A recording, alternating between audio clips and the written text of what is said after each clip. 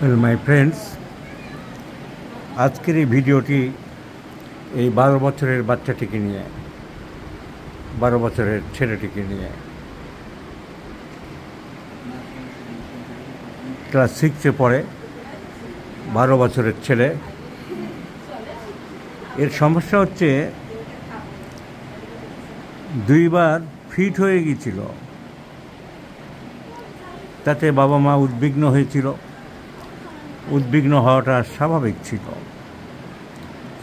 কিন্তু কেন হলো, কি ব্যাপার? এরা অনেক জায়গায় দৌড়াদৌড়ি ছোটাছুটি করলো, অনেক ডাক্তারবাবুদের দেখালো, সেই ঘটনাই বলবো।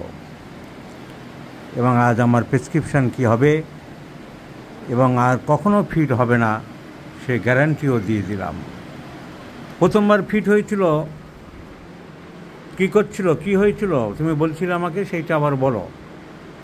ও হচ্ছে গিয়ে উঠোনে খেলছিল। উঠানে খেলছিল? হ্যাঁ, খেলতে খেলতে আমি ডাকলাম ভাত খাওয়ার জন্য। তুমি ভাত খাওয়ার জন্য ডেকেছিলে? হ্যাঁ, এবার ও ঘরে আসতে একটু দেরি করলো। এবার ঘরে আসলো, তারপরে এসে হচ্ছে গিয়ে দেখি প্যান্টটা খুলতে যাচ্ছে। পটি করতে যাবে, বললো পটি করতে যাবে। এই করতে বলেই ও হচ্ছে গিয়ে দাঁড়ালো, দাঁড়িয়ে হট করে হাঁটু গেড়ে মাটিতে পড়ে গেল। খেলা করছিল, মা ডেকেছিল ভাত খেতে আয়, তারপরে গিয়ে পটি পেয়ে গেল, মানে স্টুল আর্জিং হলো, ও প্যান্টটা খুলতে গেল, খুলতে গিয়েই পড়ে গেল, পড়ে অজ্ঞান হয়ে গেল। এবং প্যান্টে পটিও হয়ে গেছিল। প্যান্টে পটিও হয়ে গিয়েছিল। এটা আজ থেকে কতদিন আগে? আজ থেকে 3 বছর। 3 বছর আগে। দ্বিতীয় অ্যাটাকটা কীরকম হলো? দ্বিতীয় অ্যাটাকটা তারপরেও আবার বেশ ভালোই ছিল।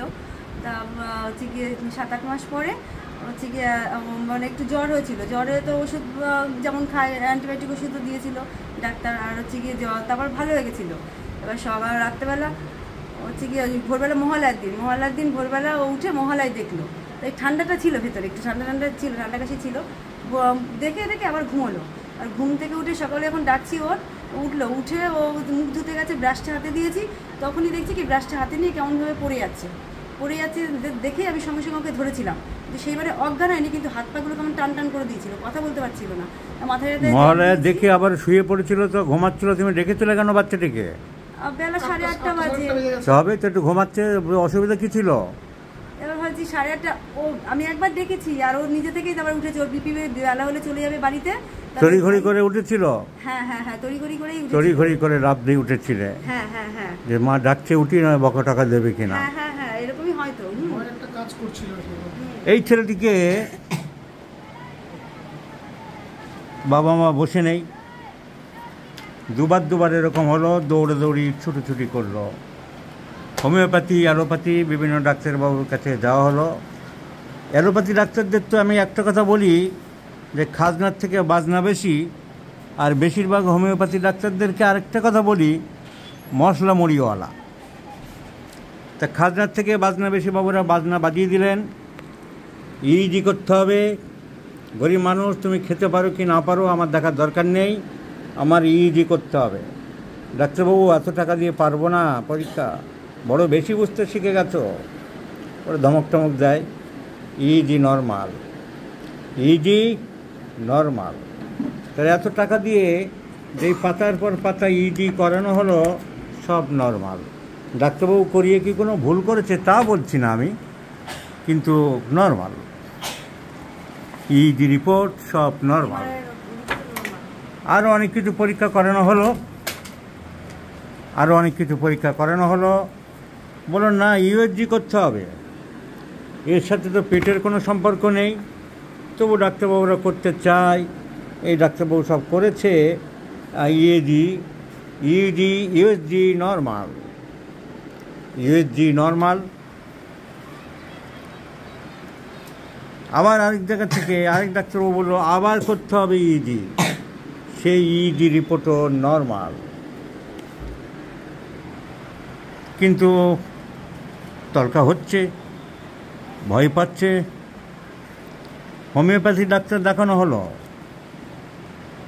একজন হোমিওপ্যাথি চিকিৎসকের কাছে গিয়েছিলেন, নামধাম দেখাবো না, তবে বোঝা গেল যে উনি মায়াজমের বিরাট মাস্টার। তার কারণ পলিফার্মেসিটার বেশি উনি বোঝেন না, উনি মায়াজম গাঁট করতে চান। তান্ত্রিক বাবারা, জ্যোতিষী বাবুরা যেমন আংটি মাদুলি দিয়ে সব গাঁট করতে চান, তাই উনি গাঁট করলেন একেবারে ট্রি অফ লাইফ, তার সাথে মেডোরিনাম একসাথে চলছে দিনের পর দিন। থুজা আর মেডোরিনাম, থুজা আর মেডোরিনাম দিনের পর দিন চলল, পাতার পর পাতা থুজা মেডোরিনাম, কখনো বা কার্বোভেজ ব্রায়োনিয়া। তা মশলা মুড়িওয়ালার কাছে, একজনের কাছে গিয়ে ওরা পড়েছিলেন, মশলা মুড়িওয়ালা প্রচুর পরিমাণে মশলা মুড়ি খাওয়ালেন। বোরাক্স কার্বোভেজ, কার্বোভেজ বোরাক্স, আর ওয়াইল্ড হর্বস মানে ব্রায়োনিয়া। ব্রায়োনিয়াটা উনি শিখেছিলেন, আর কোন ওষুধ টষুধ পড়েছেন নাকি আমি জানি না, কারণ ওয়াইল্ড হর্বস ব্রায়োনিয়ার সমানে চলেছে, আর কার্বোভেজও পড়েছে সমানে। আর মায়াজম গাঁট করার জন্যে উনি কোনো রিস্ক নেননি, সেই মাদুলিওয়ালাদের মতন থুজা আর মেডোরিনাম সমানে একসাথে চালিয়ে গেছেন। থুজা আর মেডোরিনাম, থুজা আর medorrhinum. I do not like to show the name of the physician, Thuja medorrhinum চালিয়ে গেছে।